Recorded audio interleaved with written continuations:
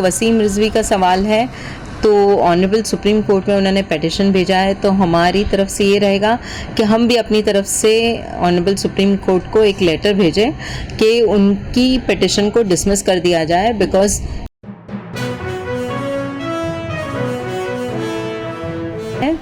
कि दहेज अगर आपको मांगना ही है तो आप अपने लिए ज़कात और खैरात मांग लो दहेज मांगने के बजाय।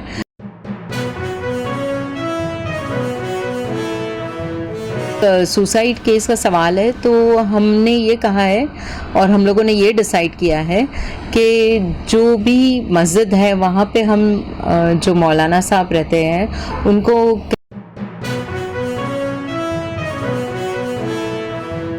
सफाई अभियान को लेकर हम लोग एक स्पेसिफिक इलाका तय कर लेंगे और वहाँ पे अपना काम शुरू करेंगे और वहाँ से फिर आगे का। नाज़रीन, आपको बता दें कि जैसे कि आज यहाँ पर जोगेश्वरी आदर्श नगर में all India military council Mumbai unit की मीटिंग थी और इसमें बहुत सारे मुंबई मिलिट्री काउंसिल के बड़ी शख्सियात शरीक हुई, जिसमें बतौर ख़ास मिलिट्री काउंसिल की वाइस प्रेसिडेंट मोहतरमा फरहाना शाह साहिबा जो कि माहिर कानून है वो मौजूद थी। आइए हम उनसे बात करते हैं। फरहाना शाह साहिबा, आज आपकी मिलिट्री काउंसिल की जो मीटिंग हुई मुंबई की, इसमें किन मुद्दों पर बातें हुई?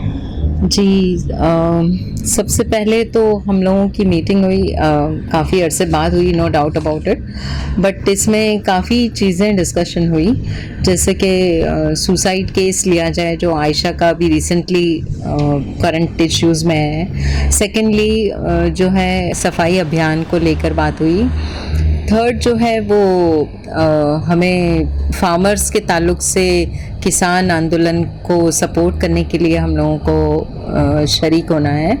और चौथा and the last most important is कि जो वसीम रिजवी है जिन्होंने बहुत सारी चीज़ें पिटिशन दाखिल किया है ऑनरेबल सुप्रीम कोर्ट में कि 26 आयतों को डिलीट किया जाए, ये सारी चीज़ों पर डिस्कशन हुआ।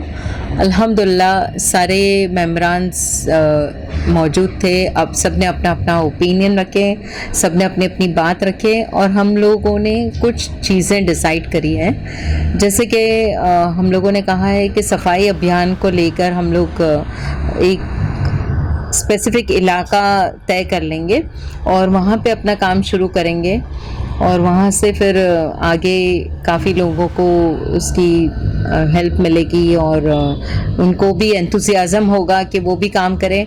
ख़ास करके यंग जनरेशन जो है उनको हम लोग अपने साथ लेंगे और उनको वॉलंटियर्स तरीके लेकर और उनको भी उस काम में शामिल करेंगे ताकि दूसरे लोग भी उसका फ़ायदा उठाएं। और एक एरिया जब अच्छा होगा इंशाल्लाह तो फिर आगे और लोगों को भी इसका इंस्पिरेशन मिलेगा।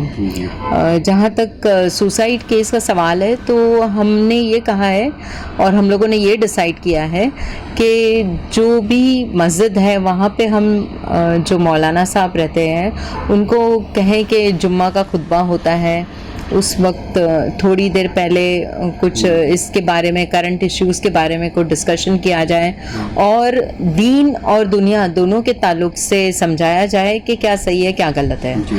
तो आगे चल के ये सारी चीज़ें नहीं होगी। एंड स्पेसिफिकली जैसे जो दहेज की मांग करते हैं तो हमारा ये कहना है कि दहेज अगर आपको मांगना ही है तो आप अपने लिए ज़कात और खैरात मांग लो दहेज मांगने के बजाय। हालांकि ये है कि आपको महर देना है लड़की को, बल्कि आप उससे कुछ मांग नहीं सकते, आप उनसे कोई डिमांड नहीं कर सकते। तो दहेज का तो नामो निशान नहीं है जहाँ तक होली कुरान और शरीयत का सवाल है।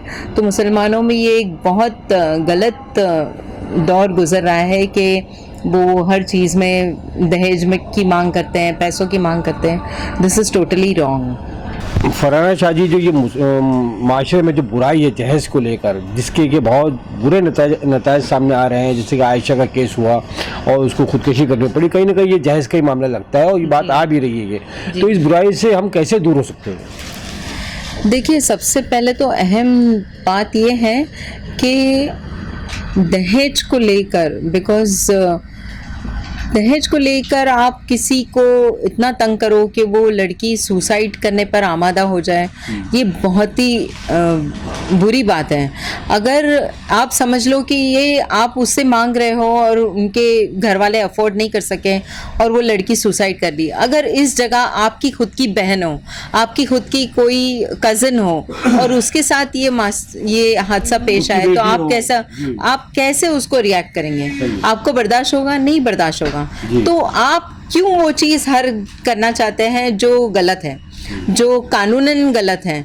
और हम मतलब एक इंसान क्या इतना मजबूर हो चुका है या कुछ कमाई नहीं कर सकता है या कुछ देख रेख नहीं कर सकता है जो दहेज की मांग करते हैं और दहेज मिलने पर सारी चीज़ें उनकी पूरी हो जाएगी?